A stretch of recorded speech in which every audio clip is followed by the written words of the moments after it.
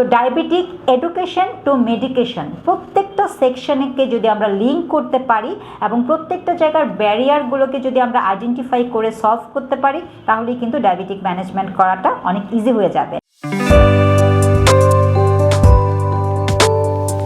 আসসালামু আলাইকুম, আমি ফাহমিদা হাশেম, কাজ করছি ক্লিনিক্যাল নিউট্রিশনিস্ট হিসেবে। আজ 14ই নভেম্বর বিশ্ব ডায়াবেটিস দিবস। এ বছরের প্রতিপাদ্য বিষয় নির্ধারণ করা হয়েছে ব্রেকিং ব্যারিয়ার্স, ব্রিজিং গ্যাপ। এই বছরের প্রতিপাদ্য বিষয়টার উপর বেস করে আসলে হেলথ প্রফেশনালরা যে জিনিসগুলো নিয়ে কাজ করবেন সেগুলো হচ্ছে, প্রথমেই যদি আমি বলি অ্যাক্সেসিবিলিটি, অর্থাৎ সমাজের প্রতিটা স্তরে প্রতিটা ডায়াবেটিসে আক্রান্ত মানুষ যেন ডায়াবেটিস ম্যানেজমেন্টের জন্য যা যা প্রয়োজন, ডায়াবেটিক এডুকেশন, ডায়াবেটিক মেডিকেশন এবং ইনসুলিন, গ্লুকোজ মনিটরিংয়ের জন্য যা প্রয়োজন সব কিছু যেন তার হাতের কাছে পায়, সেই জিনিসটা নিশ্চিত করা কিন্তু অত্যন্ত প্রয়োজন। দেন আমরা আসবো প্রিভেনশনে। প্রমোট প্রিভেনশন, অর্থাৎ আমরা সবসময় বলি প্রতিকারের থেকে কিন্তু প্রতিরোধ উত্তম। তাহলে জীবনযাত্রার ধরনে কি ধরনের পরিবর্তন আনলে আমরা ডায়াবেটিক রোগে আক্রান্ত হব না, আমাদের খাদ্যাভ্যাসটা কেমন হওয়া উচিত, কার্বোহাইড্রেট ম্যানেজমেন্টটা কেমন রাখা উচিত, সিম্পল কমপ্লেক্স কার্বোহাইড্রেট কোনটা আমাদের খাবারে বেশি রাখা উচিত, এই সম্পর্কে যদি আমরা একটু বেশি করে মানুষদেরকে সচেতন করতে পারি, তাহলে কিন্তু ডায়াবেটিস হওয়ার যে প্রবণতা সেটা কিন্তু অনেকটা কমে যেতে পারে।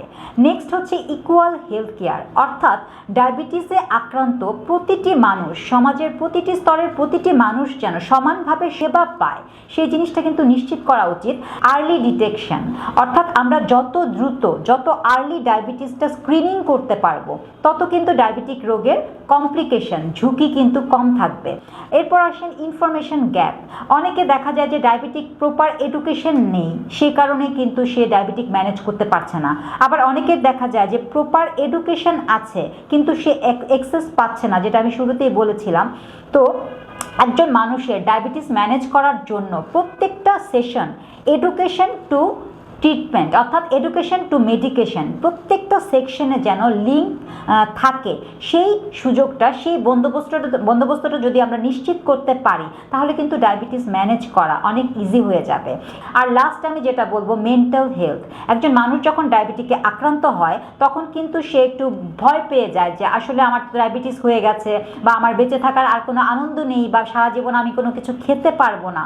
একজন ডায়াবেটিকে আক্রান্ত পেশেন্ট কিন্তু অনেক সাইকোলজিক্যাল চ্যালেঞ্জ ফেস করে থাকে। তো সেই ক্ষেত্রে আমরা যদি মানসিকভাবে তাকে সাপোর্ট দেই, ঠিকভাবে বোঝাতে সক্ষম হই যে সঠিকভাবে নিয়ন্ত্রণ করতে পারলে ডায়াবেটিস কিন্তু কোনো রোগ না। তো যেহেতু আজকে ডায়াবেটিস দিবস, প্রত্যেকেই যার ডায়াবেটিস আছে বা ডায়াবেটিস নেই একবার নিজের সুগার লেভেলটা কিন্তু চেক করে নেবেন।